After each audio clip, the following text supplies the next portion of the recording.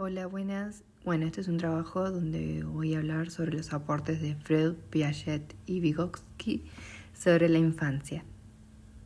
Para introducirnos en el tema, la infancia es una etapa clave del desarrollo humano, donde los autores leídos ofrecieron miradas diferentes para entender cómo crecen, aprenden y se constituyen los niños. En esta presentación se abordan los aportes principales de Sigmund Freud, Jean Piaget y Lev Vygotsky, en articulación también con algunos videos que la profesora nos fue sumando a la explicación de las teorías etapas. En lo que respecta el autor Freud, con el desarrollo psicosexual de la infancia, plantea que el desarrollo del niño está guiado por la búsqueda del placer desde el nacimiento y organiza la infancia en etapas psicosexuales, cada una vinculada a una zona del cuerpo. Bueno, tenemos la primera etapa, que sería la oral, que sería del nacimiento hasta los 18 meses, donde la zona erógena se centra en la boca, o sea, es la que tiene el placer. Las manifestaciones típicas consisten en 3 actividades: la succión del pulgar, el chupeteo y el acto de morder. Se forman bases de confianza y hay una cuestión acá con el cuidado con el destete que genera un sentimiento de desconfianza en el caso de que se haga bruscamente o no se le dé una real importancia. Luego tenemos la segunda etapa, que es la anal, que sería de 1,5 años a 3 años, donde la sensibilidad es dirigida a la mucosa anal y al acto de la defecación. Aparece el control de esfínteres, la autonomía y los primeros límites. El niño aprende que produce algo valioso y que su control le permite, en cierta medida, manipular a su madre, o padre también. Y hay una necesidad de explorar el cuerpo, sería como en contacto con órganos genitales. Luego tenemos la etapa fálica, que es de 3 a 6 años, donde la zona erógena comprende de pene en niños y clítoris en niñas. Se despierta el interés sexual, o sea, hay una intensa exploración sexual y descubrimiento de los órganos genitales, porque hay una curiosidad en el propio origen y en las diferencias entre los sexos. Y hay una necesidad también de ser el centro de atracción. Bueno, en el texto de Perefont, además habla de centros de interés, donde está calificado según los años. De 0 a 3 años hay una competencia directa en los padres. En la edad comprendida entre los 3 y 6 años se dividen en bloques. Por ejemplo, tenemos el primer bloque, que ya se puede intervenir desde la escuela, la figura corporal y la identidad sexual. Hay una atención sobre el propio cuerpo, sus partes y funciones. Hay un cierto entendimiento de las diferencias entre el cuerpo del niño y de la niña, las características elementales que ya tienen que saber, y la morfología de los genitales, la propia identidad que tienen que ir explorando como niño o niña, y las diferencias entre vestir, utilizar correctamente el vocabulario frente a la anatomía sexual. También relacionado a la higiene corporal y el cuidado del propio cuerpo, fomentando el respeto y la estima por el mismo. Después tenemos el segundo bloque, donde se da importancia a los efectos, la importancia de reconocer, experimentar y diferenciar los sentimientos, forjar sentimientos de solidaridad, colaboración y ayuda, y se refuerza también el tema de la amistad. Luego tenemos la fase de latencia, que comprende de 7 a 12 años, donde no hay una zona erógena, por eso se le dice que es que es una fase de carácter tranquila, que surgen otros intereses y preocupaciones, la escolarización, el aprendizaje intelectual y unas mayores relaciones sociales. Hay un mayor equilibrio psicológico, más compañerismo y más relacionado en la amistad. Etapas de grandes amores, de relaciones sentimentales y orientaciones sexuales. Procesos de autoafirmación, cooperación y reconocer a los demás como diferentes. Y se marca el fin de la infancia y entrada a la pubertad. Luego tenemos la prepubertad, que sería de 10 a 12 años, donde se producen los primeros cambios fisiológicos propios de la pubertad, es decir, la maduración de órganos sexuales.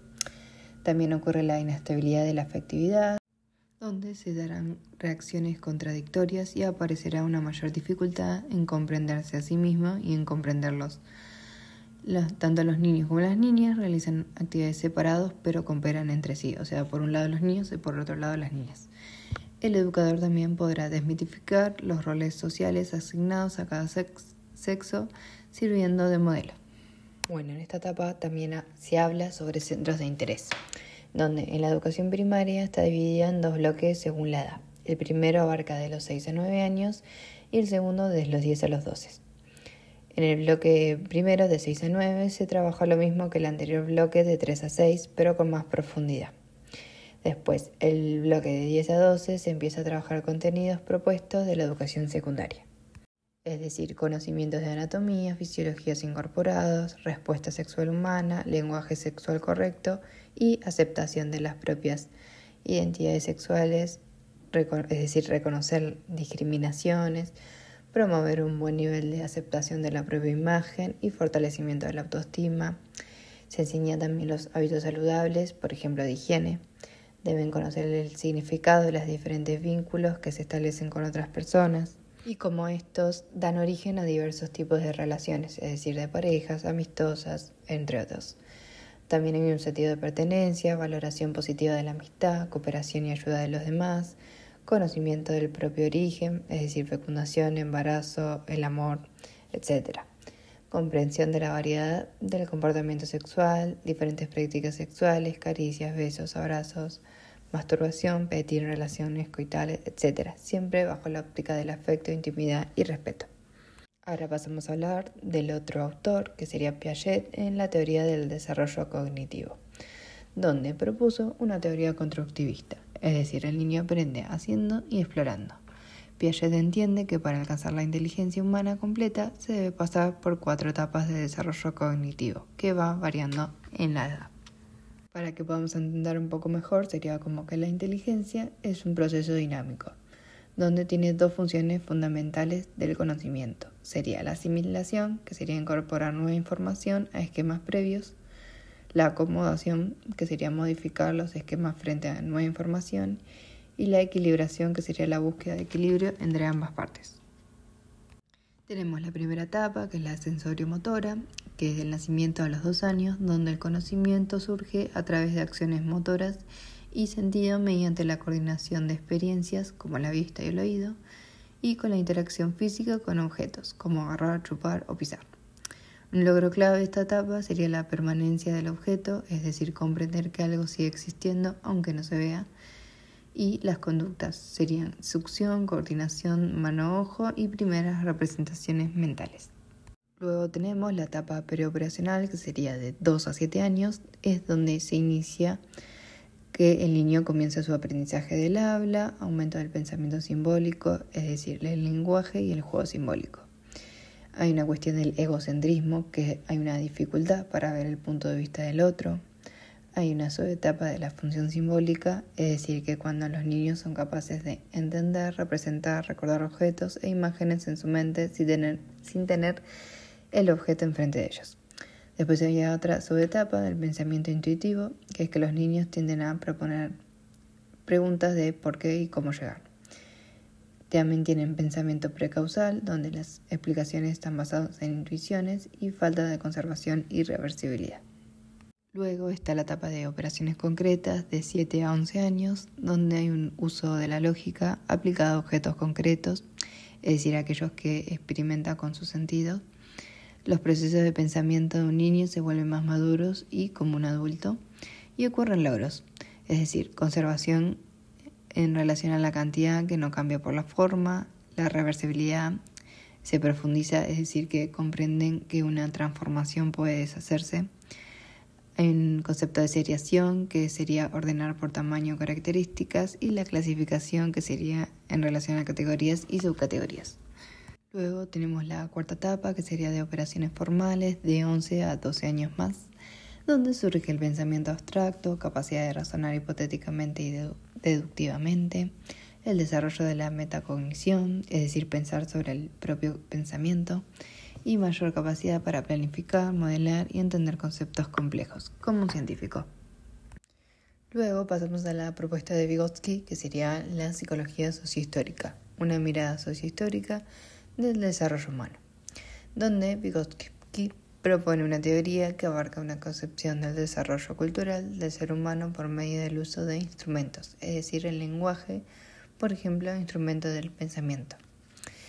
Estuvo influenciado por las ideas de Marx y Engels, por dialéctica de Hegel, por el evolucionismo de Darwin, por la filosofía de Spinoza y por las ideas de Pierre Janet, entre otros pensadores. dada el contexto donde él estaba inmerso, que era en Rusia, en la época donde había guerras. Bueno, también está basada en el método y en los principios del materialismo dialéctico. ¿Cuáles eran estos objetivos de la teoría? A mí me parece importante destacar una cita del texto que dice: caracterizar los aspectos típicamente humanos del comportamiento para elaborar hipótesis de cómo esas características se forman a lo largo de la historia humana y se desarrollan a lo largo de la vida del individuo. En relación a los objetivos, podemos destacar que el hombre como un ser histórico-cultural determinado por las interacciones sociales. La actividad mental es exclusivamente humana y es resultante del aprendizaje social. El desarrollo está mediado por 3 momentos: filogénesis, sociogénesis y ontogénesis. El desarrollo mental sería igual al proceso sociogenético. La actividad cerebral superior es igual a interiorizar significados sociales derivados de las actividades culturales y mediados por signos e instrumentos. El lenguaje es el principal mediador en la formación y comprende varias formas de expresión. Estas son la oral, la gestual, escritura artística, musical y matemática. Además, el lenguaje es el instrumento de comunicación y planificación y autorregulación. El proceso de interiorización de las funciones psicológicas superiores es histórico, y las estructuras de percepción, la atención voluntaria, la memoria, las emociones, el pensamiento, el lenguaje, la resolución de problemas y el comportamiento asumen diferentes formas, de acuerdo con el contexto histórico de la cultura. Y otro objetivo es que la interiorización de la cultura permite la formación y el desarrollo de los procesos mentales superiores. La propuesta de Vygotsky está dividida en 2 funciones: funciones psicológicas elementales y funciones psicológicas superiores. En lo que respecta a las funciones psicológicas elementales, tenemos las reacciones inmediatas o automáticas, están presentes en niños y animales y es de origen biológico. Tiene acciones involuntarias o reflejas y sufren control del ambiente externo. Mientras que las funciones psicológicas superiores son de origen social, están presentes solamente en el hombre, se caracterizan por la intencionalidad de las acciones, es decir, que son mediadas, decir que sean mediadas es muy importante en esta teoría. Ellos resultan de la interacción entre los factores biológicos, es decir, funciones psicológicas elementales, y las culturales, que evolucionaron en el transcurrir de la historia humana. Además, tiene el carácter de ser funciones psíquicas de origen sociocultural, es decir, que resultaron de la interacción del individuo con su contexto cultural y social.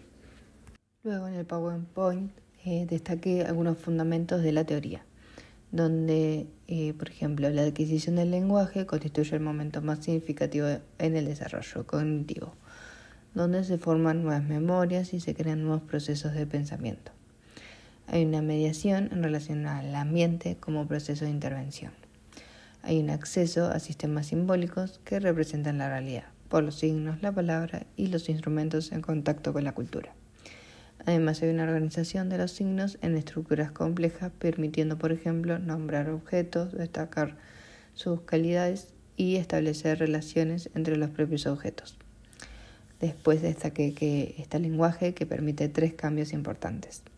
Permite entrar en contacto con objetos externos no presentes, permite abstraer, analizar y generalizar características de los objetos, situaciones y eventos, y además tiene función comunicativa. Es decir, esta función comunicativa sería el modo en que el individuo se apropia del mundo externo y ocurren negociaciones, reinterpretando de las informaciones, de los conceptos y significados.